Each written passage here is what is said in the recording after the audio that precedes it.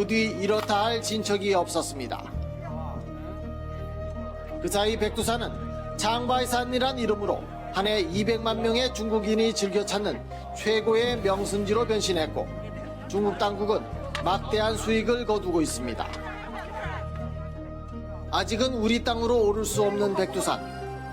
하지만 머지않아 백두산이 온결의 영산으로 다시 우뚝 설 것이란 기대가 커지고 있습니다. 백두산에서 김민철입니다.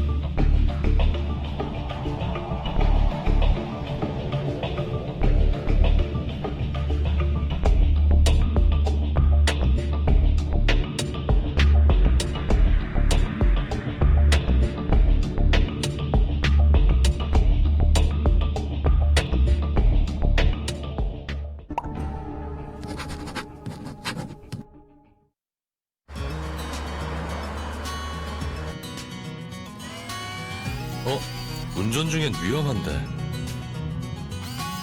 뒷좌석도 안전띠 꼭 매야 하는데. 차에서 보면 안 되는데? 교통안전. 차 밖보다 차 안을 먼저 살펴야 합니다. 아휴.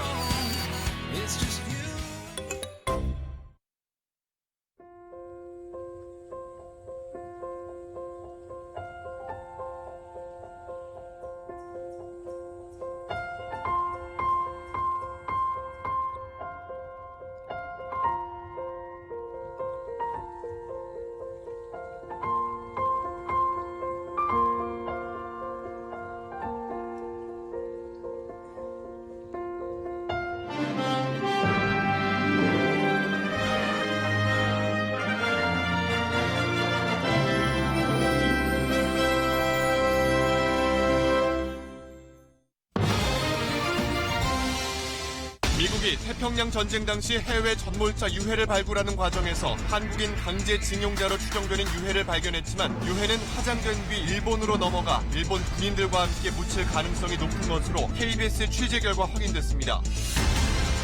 신한은행 임직원 자녀의 합격률이 일반 지원자보다 5배 높은 5%대로 맞춰 채용되어 온 것으로 드러난 가운데 신한은행이 채용 대행업체에 공문을 보내 자료를 삭제해달라는가 하면 송곳으로 컴퓨터 하드디스크를 훼손하기도 했던 것으로 확인됐습니다. 9.19 남북 군사합의에 따라 남북이 내일부터 지상과 해상, 공중 등 모든 공간에서 일체의 적대 행위를 중지합니다. 전 직원을 폭행해 논란을 빚고 있는 양진호 회장이 직원들에게 살아있는 닭을 죽이라고 강요하는 영상이 추가로 공개돼 파문이 일고 있습니다. 오피스텔들이 관리비를 거두면서 세부 내역을 공개하는 곳이 드물어 입주민들과 갈등이 커지고 있습니다. 오피스텔도 아파트처럼 회계감사를 받도록 하는 법 개정이 추진되고 있지만 실효성이 있을지는 미지수입니다.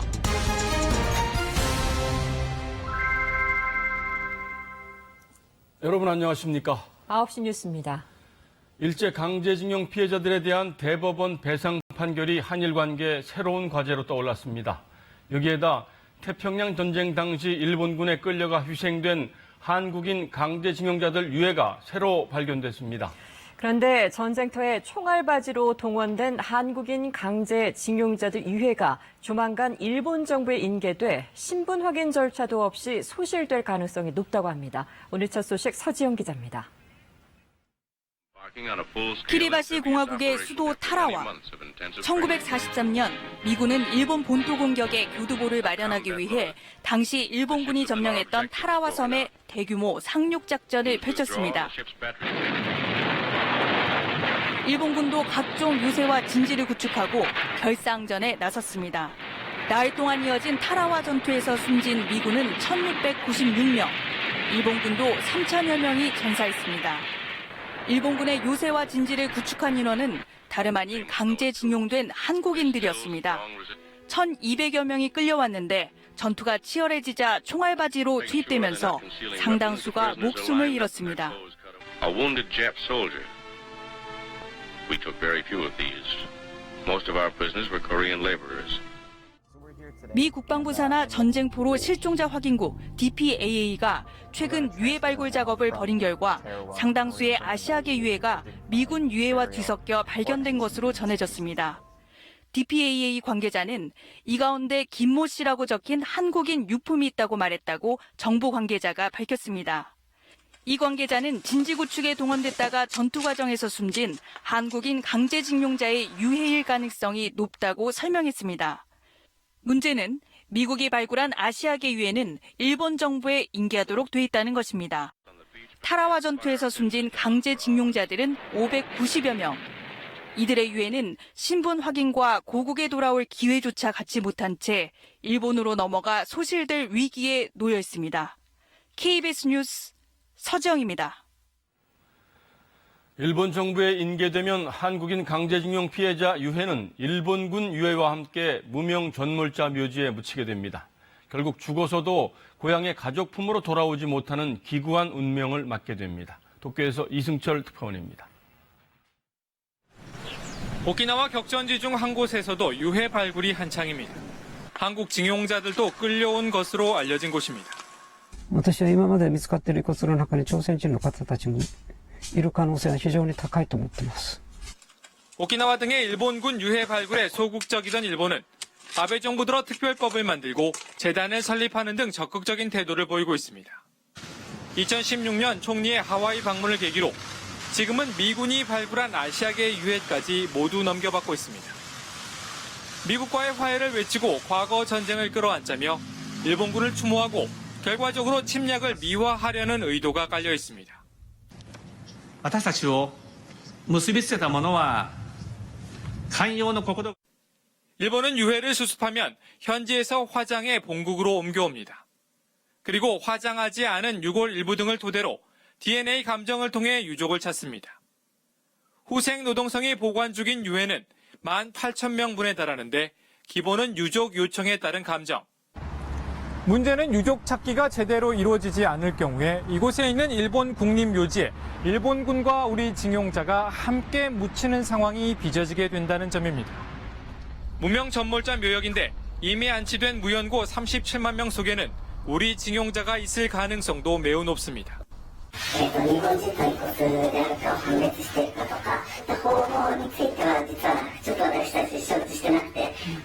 지난해 12월 한국인 유족의 DNA를 대조하는 방안에 대해 한일 간의 일부 논의가 있었지만 이후 구체적인 진전은 없는 상태입니다.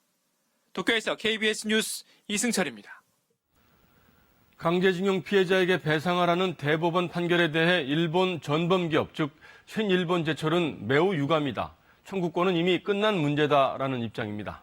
그러나 6년 전 주주총회에서는 소송에 지면 배상해야 한다는 취지로 지금과는 정반대 입장의 발언을 했던 것으로 드러났습니다. 도쿄 이민영 특파원입니다.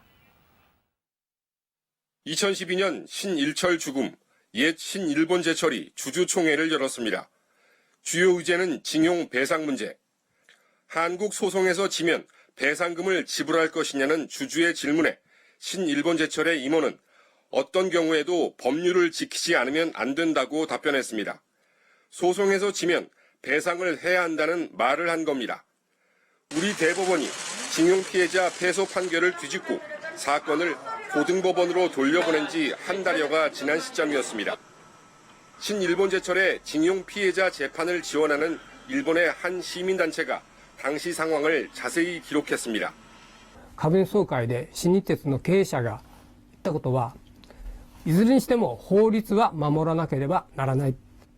だから裁判で判決が確定したら従うということを言ったんです。 하지만 신일본제철 측은 정작 우리 대법원의 판결이 나오자 말을 바꿨습니다. 한일 간의 청구권은 1965년 한일 청구권 협정으로 완전하고 최종적으로 해결됐다는 겁니다. この問題については完全かつ最終的に解決されていると。 배상할 생각이 전혀 없다는 아베 정부의 입장과 똑같습니다. 현재로서는 신일본 제철이 배상에 나설 가능성은 적어 보입니다. 결국 배상 문제도 일본 정부의 향후 대응 방향에 따라 가닥을 잡을 것으로 전망됩니다. 도쿄에서 KBS 뉴스 이민영입니다. 다음 소식입니다. 요즘 공기업 채용 비리 문제가 한창 논란이 되고 있죠. 그런데 은행권, 특히 신한은행에서 비슷한 방법의 고용 세습이 이루어진 것으로 드러났습니다. 검찰 수사 결과 신한은행은 임직원 자녀들 명단을 따로 만들어서 일반 지원자보다 합격률을 높여왔던 것으로 조사됐습니다. 먼저 김민혁 기자입니다. 2014년 신한은행 공채에 지원한 A씨. 실무 면접에서 적극성과 배려심 부족으로 DD 등급을 받아 탈락합니다. 하지만 인사부장은 BB 등급으로 올려 최종 합격시킵니다. 전 임직원 자녀라는 이유에서였습니다. 이른바 고용세습인데 관리도 체계적이었습니다. 지점장급 이상 임원 자녀가 공채에 지원하면 별도 명단을 만들고 점수를 임의 조정했습니다. 이렇게 합격한 은행 임원 자녀는 14명, 부행장, 부행장부, 본부장, 계열사 부사장과 준법 감시인, 감사의 자녀가 총 망라됐습니다. 특별 관리를 받은 임원 자녀들의 합격률은 2016년 하반기 5.48%, 일반 지원자 1.1%의 5배가량입니다. 검찰은 부서장 자녀 합격률 5%를 채용 때마다 관행처럼 지켜왔다고 판단하고 있습니다. 또 은행 고위 임원이 직접 청탁한 지원자는 별 표시를 해놓고 불합격하면 다시 심사하는 등 노골적으로 특혜를 주기도 했습니다. 채용 청탁을 한 28명 가운데는 신한금융지주 라흥찬 전 회장과 조용병 현 회장도 있었습니다. 합격자 성별도 관리했습니다. 2015년에서 2016년 사이 신한은행 남녀 채용 비율은 3대1. 미리 정해놓은 비율에 따라 고득점 여성을 탈락시키고 남성을 합격시킨 겁니다. 이렇게 특혜 채용된 인원은 2013년부터 4년간 모두 154명. 검찰은 조영병 회장과 전 부행장, 인사 담당자 등 4명을 업무방해 혐의 등으로 재판에 넘겼습니다. KBS 뉴스 김민혁입니다. 신한은행은 검찰 수사를 방해하기 위해서 조직적으로 증거인멸을 시도한 것으로 드러났습니다. 채용 자료를 삭제하고 컴퓨터 하드디스크를 송곳으로 훼손시키기도 했습니다. 이어서 윤보미 기자입니다. 금융감독원은 지난해 12월 다른 은행에 이어 신한은행의 채용 비리도 조사합니다. 3차 조사까지 했지만 2013년 한 해 특혜 채용 정황만 확인하는 데 그쳤습니다. 이 배경에 조직적 증거인멸이 있었다는 게 검찰의 수사 결과입니다. 검찰은 신한은행 인사부가 채용 대행업체에 보낸 공문을 확보했습니다. 불합격자들의 정보를 모두 지워달라고 요청했고 해당 자료는 실제 삭제됐습니다. 공문 작성 시점은 다른 은행에 대한 검찰 수사가 한창인 지난해 12월이었습니다. 채용 담당 과장은 컴퓨터에 있던 인사 관련 파일을 삭제한 것으로 드러났습니다. 이런 시도는 검찰 수사 뒤에도 이어졌습니다. 올 6월 검찰은 신한은행 압수수색에 나섰지만 채용 실무자의 업무용 컴퓨터는 이미 심각하게 파손된 상태였습니다. 검찰은 하드디스크가 송곳으로 훼손됐으며 복구가 불가능할 정도였다고 밝혔습니다. 오늘 검찰 수사 결과 관련해서 연락드렸는데요. 죄송합니다. 회의 중이라서요. 저희 홍보부로 연락 주시면 될 것 같아요. 검찰 수사 직전 신한은행 간부들이 나눈 대화에서도 증거인멸 정황이 드러납니다. 하면서 이제 컴퓨터도 가는 해가지고 자료도 지우고 이렇게 대응을 해서 우리는 2차적으로 업무를 오케이하고 한 거죠. 검찰은 증거인멸 혐의로 실무자 1명을 불구속 기소했습니다. 하지만 윗선이 지시했을 가능성이 크다고 보고 기소 뒤에도 수사를 계속하겠다고 밝혔습니다. KBS 뉴스 윤보미입니다. 지상과 해상, 공중 등 모든 공간에서 남북이 일제 적대 행위를 전면 중지하기로 한 9.19 남북 군사합의가 잠시 후 자정부터 시행됩니다. 우리 군도 이에 맞춰 군사 대비 태세를 재조정했습니다. 먼저 김경진 기자입니다. 내일 0시부터 지상에선 군사분계선 기준으로 남북 각각 5km 안에서 포사격 훈련이 중지됩니다. 육군이 운용하는 사격장 40곳 가운데 3곳이 해당하는데 후방으로 장소를 조정합니다. 또 완충 지역에서는 연대급 이상 부대의 야외 기동 훈련이 중단되지만 지금도 대부분 훈련이 이 지역 밖에서 진행되고 있어 문제가 없다는 게 육군의 설명입니다. 해상에서는 서해 북방 한계선 NLL 일대에서 함포와 해안포의 포구와 포신에 덮개가 설치됐습니다. 대신 해병대의 K9 자주포는 육지 사격장을 활용해 사격 훈련을 하고 순환 투입되는 방식으로 전투력을 유지합니다. 공중의 경우 군사분계선 서쪽 20km, 동쪽 40km에 비행 금지 구역이 설정됩니다. 무인기 등을 통한 대북 정찰의 일부 차질이 빚어지지만 대신 내년에는 고고도 무인 정찰기 글로벌 호크 4대가 도입됩니다. 글로벌 호크는 레이더와 적외선 탐지를 통해 300km 밖까지 감시가 가능해 비행 금지 구역 밖에서도 정찰이 가능합니다. 분명히 말씀드리는 것은 우리가 이런 지상, 해상, 공중의 완충 지역을 설정해갖고 가는 것이 우리의 안보 태세에 공백이 생기는 것이 아니고 북측도 26일 장성급 회담 당시 적대 행위 금지를 철저히 이행하겠다는 입장을 공식 표명했습니다. 우리 군은 북측이 합의 이행을 잘 지키고 있다고 평가하면서 발생 가능한 위협에 대해선 기존과 같은 수준으로 대비 태세를 유지할 것이라고 덧붙였습니다. KBS 뉴스 김경진입니다. 자, 그럼 앞으로 영향이 큰 곳이 바로 접경 지역일 겁니다. 경기도 연천 최전방 지역에 나가 있는 취재기자 연결합니다. 정세배 기자, 지금 비무장지대 앞이죠. 현장 분위기 어떻습니까? 네, 제 뒤로 보이는 게 바로 이 남방 한계선 철책입니다. 여기서 2에서 3km 정도만 더 가면 이 군사분계선을 넘어서 북한 측 감시 초소가 나오는데요. 바로 잠시 뒤 오늘 밤 자정부터 이 적대 행위 금지 조치가 실행에 옮겨지지만 그럼에도 불구하고 경계 태세만큼은 물샐 틈 없이 유지하겠다는 게 부대 관계자들의 설명입니다. 다만 이 인근 접경 지역 주민들의 경우에는 이 변화에 대한 기대감도 나타냈는데요. 이 주민들의 목소리를 직접 한번 들어보겠습니다. 호 소리가 많이 나고 해서 사실 좀 불안했고 그랬었는데 요즘 이제 남북 관계가 이제 완화되면서 그런 것도 좀 많이 긴장 완화가 되는 상황이라 우리 주민으로서는 뭐 당연히 좋죠. 당연히 좋고. 실제로 이곳 연천은 2014년과 2015년에 북한의 직접적인 포격 도발로 주민 대피령까지 내려진 곳인데요. 앞으로 평화가 이어지면 일단 마음 놓고 생업에 종사할 수 있게 된다는 점을 주민들은 반기고 있습니다. 뿐만 아니라 접경 지역은 수려한 자연 환경을 갖춘 곳이 많은데 긴장이 완화돼서 찾는 사람이 늘어나면 지역 경제도 좋아질 것이란 기대감도 높아지고 있습니다. 비핵화 진전이라는 변수가 있긴 하지만 남북 관계가 더 발전된다면 접경 지역이 통일의 관문 역할을 하게 된다는 점에서 주민들은 기대감을 나타내고 있습니다. 지금까지 경기도 연천 비무장지대 앞에서 KBS 뉴스 정세배입니다. 이렇게 군사 합의 이행은 순조로운 것 같은데 생각보다 비핵화나 남북 협력 사업이 속도를 내지 못하고 있습니다.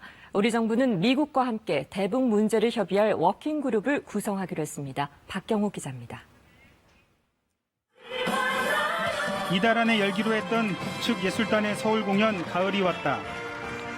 경의선 북측 구간에서 철도 공동조사를 한다는 남북 합의. 모두 오늘로 약속한 시한을 넘겼습니다. 폼페이오 미 국무장관이 예고한 북미 간 실무회담마저 열리지 않고 있습니다. 남북관계를 개선하려는 한국과 대북 제재를 유지하려는 미국 사이에 불협화음이 커진다는 우려까지 제기되는 상황.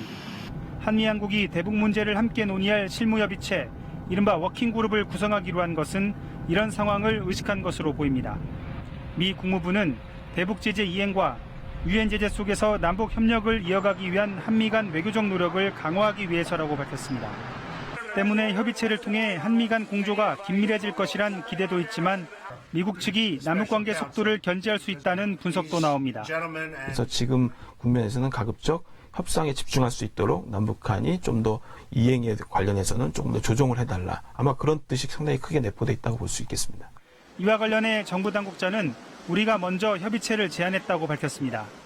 특히 2차 북미 정상회담을 계기로 북미 간 비핵화 협상이 빠르게 진행될 때 우리 정부가 참여할 수 있도록 상설협의체를 구성할 필요가 있다고 그 배경을 설명했습니다. 비핵화 관련 양국 대표가 이끌 한미 실무협의체는 다음 달 안에 본격 가동될 예정입니다. KBS 뉴스 박경호입니다. 자유한국당이 오늘 조명균 통일부 장관에 대한 해임 건의안을 제출했습니다. 한국당은 조 장관이 막대한 재정이 투입되는 남북철도 도로 연결 사업을 추진하는 건 중대한 재정적 부담을 지우는 조약에 관한 국회의 동의권을 명시한 헌법을 위반한 행위라고 주장했습니다. 이에 대해 민주당은 어떻게든 한반도 평화를 방해하려는 의도라고 비난했고 민주평화당과 정의당도 명분 없는 트집 잡기에 불과하다고 비판했습니다. 다음 소식입니다. 양진호 한국미래기술 회장이 퇴직한 직원을 때리는 영상이 공개돼서 파문이 일고 있는데요. 양 회장의 엽기적인 기행과 갑질 영상이 추가로 공개됐습니다. 지영철 기자가 자세히 전해드립니다. 닭장 안에 있는 닭을 향해 석궁을 쏩니다. 뜰에 돌아다니는 닭에게도 화살을 날립니다. 밑에서 위로 그으실 건가요? 아니 위에서 밑으로? 위에서 밑으로. 닭을 하늘로 던지고 칼을 휘두르기도 합니다. 잡으셨어. 양진호 회장은 회사 워크숍에서 직원들에게 이 같은 일을 강요했습니다. 주저하는 직원에겐 대놓고 면박을 줬습니다. 장난해? 직접 닭에게 화를 쏘기도 합니다. 이뿐만이 아니었습니다. 직원들에게 머리 색깔을 정해주면서 염색을 강요했습니다. 술자리에서 토할 때까지 술을 마시게 하고 개조한 장난감 총을 직원들에게 쐈다는 증언도 뉴스타파를 통해 공개됐습니다. 양 회장은 음란물 유통 방치 혐의로 이미 수사선상에 올라 있었습니다. 미디스크와 파일놀이의 실소유주로 있는데 그 두 업체와 필터링 업체인 누레카 피처령물을 가지고 돈을 버는 웹하드 카르텔을 주요하게 형성을 했다라는 점이 있겠고요. 양 회장이 실소유주로 알려진 웹하드 업체뿐 아니라 양 회장의 자택, 회사인 한국미래기술에 대한 압수수색도 실시했습니다. 음란물 유통뿐 아니라 이를 통해 얻은 수익의 흐름과 관련 회사의 소유, 경영까지 광범위하게 들여다본 겁니다. 여기에 전 직원 폭행과 동물 학대 영상이 공개되면서 관련 혐의도 살피기 위해 광역수사대 형사들이 추가로 투입됐습니다. 경찰은 폭행 피해자와 영상에 등장하는 목격자들부터 우선 조사하기로 했습니다. KBS 뉴스 지형철입니다. 친구의 아내를 성폭행한 혐의로 기소된 남성에게 무죄가 선고돼 피해자 부부는 결국 죽음으로 억울함을 호소했는데요. 최근 대법원이 이 남성에게 유죄를 선고해야 한다며 사건을 돌려보냈습니다. 이지윤 기자입니다. 친구의 아내를 성폭행한 혐의로 재판에 넘겨진 박모 씨. 1, 2심 재판부는 박 씨의 성폭행 혐의에 대해 무죄를 선고했습니다. 불륜 사실이 드러날까 두려워 피해 여성이 허위로 성폭행당했다고 말했을 것으로 추정하는가 하면 피해자가 성관계 뒤 가해자와 가정사를 얘기했다는 게 이해가 안 된다는 이유에서였습니다. 이른바 피해자답지 못했다는 겁니다. 억울함을 이기지 못한 피해자 부부는 1심 판결 직후 유서를 남기고 함께 목숨을 끊었습니다. 그런데 대법원이 하급심 판결을 뒤집었습니다. 피해자 진술이 일관되고 매우 구체적이라는 겁니다. 그러면서 하급심 판결에 대해 성폭력 사건을 심리할 때 요구되는 성인지 감수성이 결여됐다고 강하게 질타했습니다. 피해자가 성폭행에 대응하는 방식은 사람마다 상황에 따라 다르다며 이른바 피해자다움을 강요해선 안 된다는 겁니다. 성폭행 사건의 심리에 있어서 개별 사건의 피해자가 처한 특별한 사정을 충분히 고려하여 피해자 진술의 신빙성을 판단하여야 한다는 취지의 판결입니다. 성폭행이나 성추행 직후 피해자의 행동을 문제 삼는 판결은 쉽게 찾을 수 있습니다.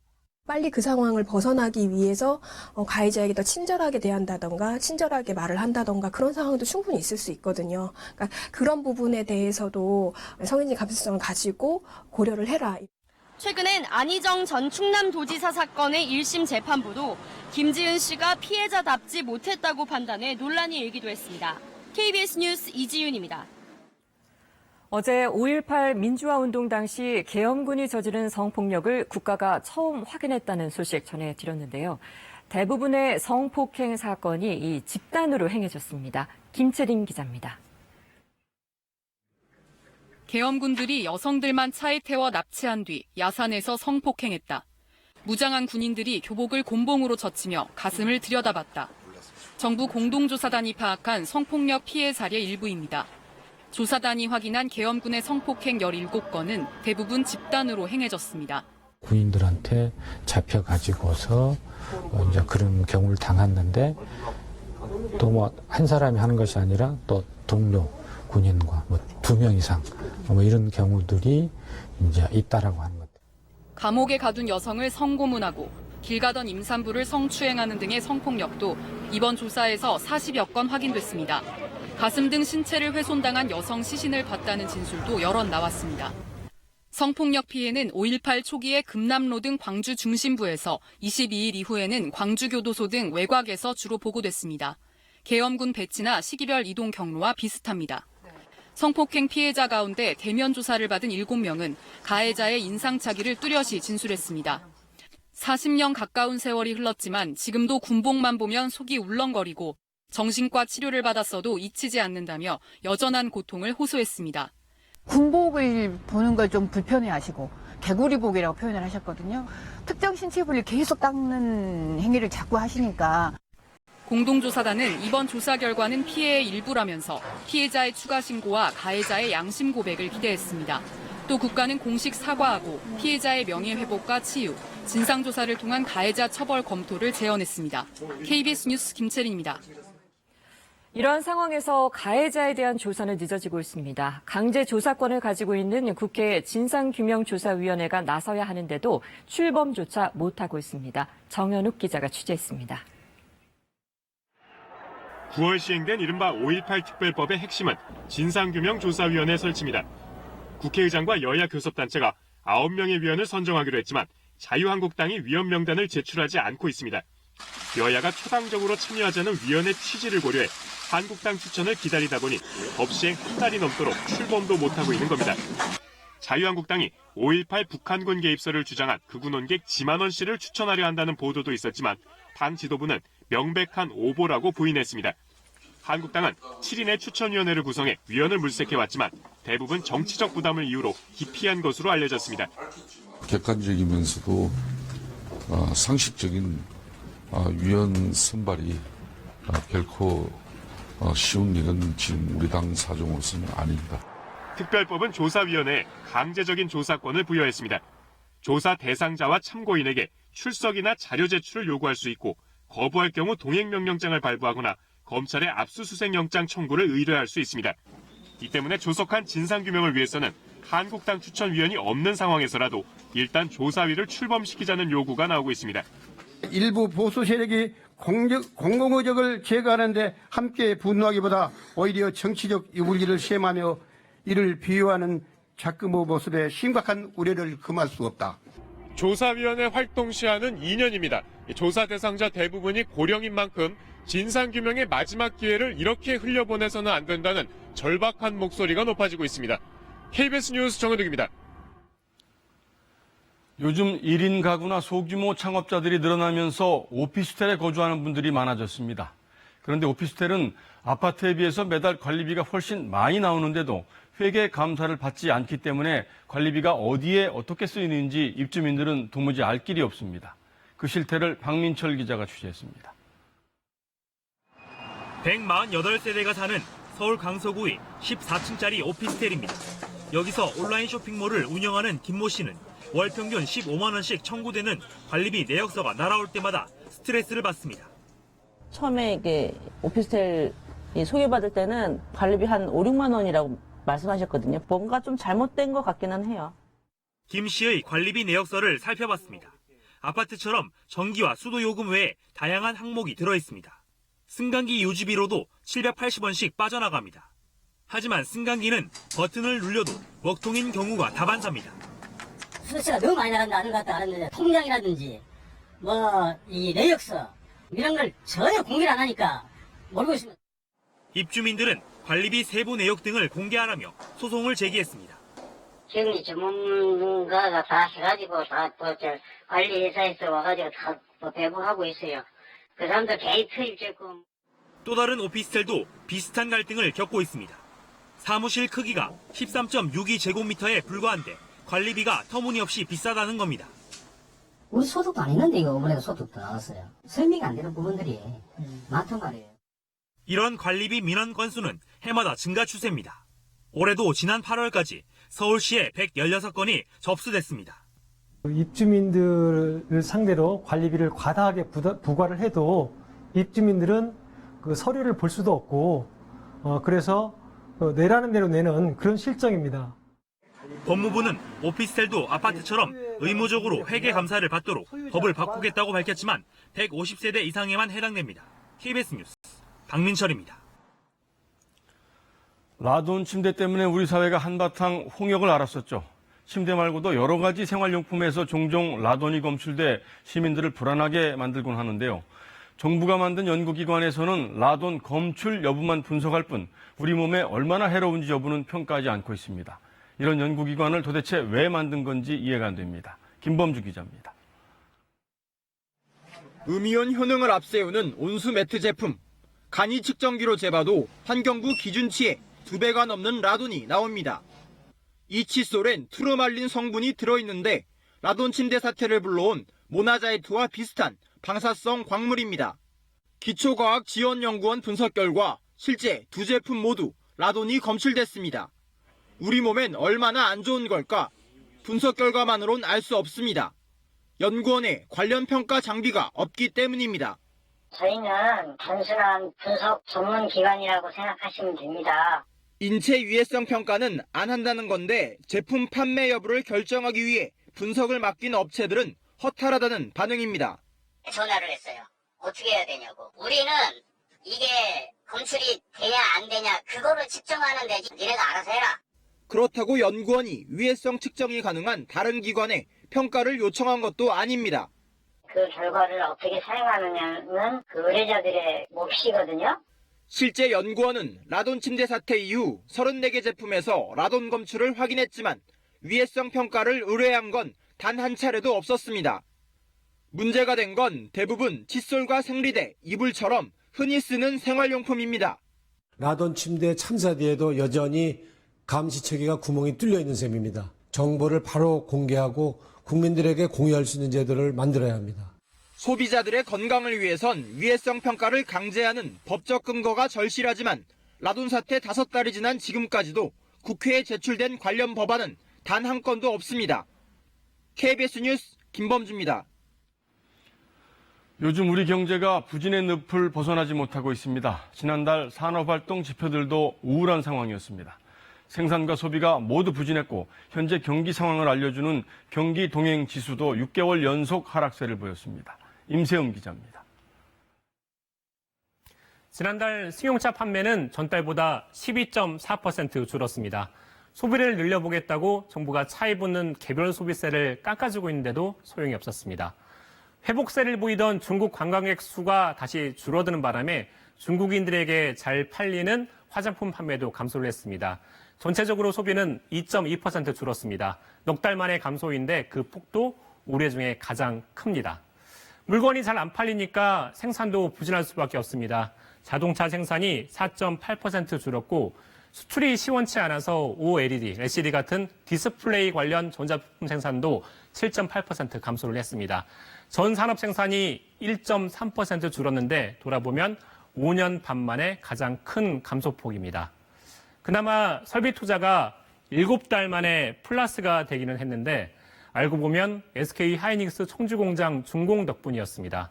전 산업에 걸친 투자가 아니라 한 기업에 한정된 것으로 이걸 빼고 나면 9월 투자도 마이너스입니다. 현재 경기를 보여주는 지수는 6달 연속 떨어지더니 금융위기 여파가 있던 2009년 6월 이후 9년 만에 가장 낮은 수준까지 내려왔습니다. 경기 지표가 부진한 모습을 보이고 있고 그래서 현재 경제 상황이 별로 안 좋다는 것은 부인하기 어려울 것 같고요. 이 지수가 6달 연속 떨어지면 보통 경기가 하강 국면에 진입한다는 신호로 봅니다. 이에 대해 정부는 다른 세부 지표를 함께 봐야 한다며 공식적인 판단은 미뤘지만 정부 등 주요 기관의 성장률 전망치 등을 볼 때 이미 하강 국면에 들어섰다는 게 전반적인 시각입니다. KBS 뉴스 임세웅입니다. 여성 한 명이 평생 낳을 수 있는 아이의 수를 합계 출산율이라고 합니다. 이 지표가 올해 처음으로 한 명 아래로 떨어질 걸로 예상이 됩니다. 세계 최하위입니다. 연간 출생아 수도 마지노선이라고 불리는 30만 명 아래로 떨어질 우려가 커졌습니다. 따라서 인구 절벽도 앞당겨지게 됐습니다. 인구가 가장 많은 정점에 다다르는 시기가 기존 예측보다 8년 빨라지고 그 시점의 예상 인구도 130만 명가량 줄었습니다. 정부가 지난 12년간 저출산 대책에 무려 120조 원이 넘는 돈을 쏟아부었는데도 별 효과가 없었다는 얘기입니다. 그래서 이제는 저출산 대책의 기본 틀을 바꿔야 한다는 얘기가 나오고 있습니다. 김진호 기자입니다. 정혜나 씨는 10달간 육아휴직을 마치고 최근 복직했습니다. 휴직 전과 후 동료들의 눈치를 볼 필요는 없었습니다. 출산과 동시에 휴직하게 하는 자동 육아휴직제 덕입니다. 평판이 어떻다던가 이 휴직을 해야 되는지 말아야 되는지 해도 되는지 안 되는지부터 시작해서 그런 고민들을 안 해도 된다는 거, 그냥 오롯이 육아에만 집중할 수 있다는 점. 대기업 5곳 중 1곳가량이 시행 중인 이 제도의 법제화가 꼭 필요한 저출산 고령화 정책의 하나로 떠올랐습니다.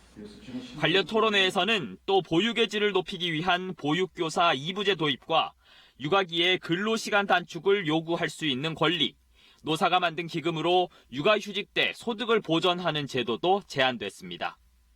고교 무상교육과 신혼부부를 위한 주택공급 확대 등도 제안에 포함됐습니다. 출산 장려에만 매달려온 기존 정책에서 벗어나 앞으로는 삶의 질과 성평등 수준 향상에 정책에 초점을 맞추자는 게 핵심입니다. 여성은 임금 근로자 중에서 비정규직의 비율이 정규직의 비율보다 더 높습니다. 58%거든요. 이거는 남성보다 훨씬 더 심각한 현실이고 사실은 저출산 문제하고 연결이 심각하게 된다고 생각합니다.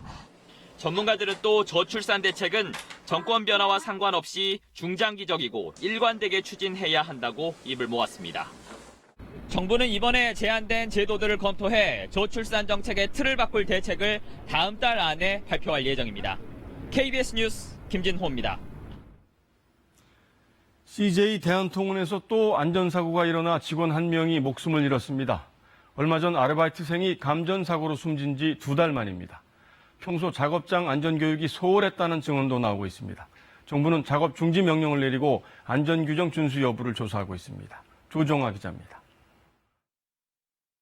택배 물류창고에서 물건을 실은 남성이 트레일러 뒷문을 닫습니다. 잠시 뒤 옆에서 후진하던 트레일러가 갑자기 멈춰섭니다. 그젯밤 10시 10분쯤 협력업체 직원 34살 유모 씨가 트레일러 사이에 끼어 병원으로 옮겨졌지만 어제 숨졌습니다. 저도 사실 이게 이렇게 위험하고 힘든 일인지 몰랐거든요. 알았더라면 정말 알렸을 텐데. 물건을 싣고 내릴 때 배치해야 하는 신호수도 없었습니다. 차량이 후진할 때는 이게 또 주로 야간에 작업이 이루어지니까 조명도 어둡고 그래서 기본적으로 신호수가 좀 충분히 배치가 되고 유도를 해야 되는데. CJ 대한통운은 사고가 난 다음 날 안전교육 일지에 직원들의 서명을 받은 것으로 전해졌습니다. 말하지 말라 하는 거지.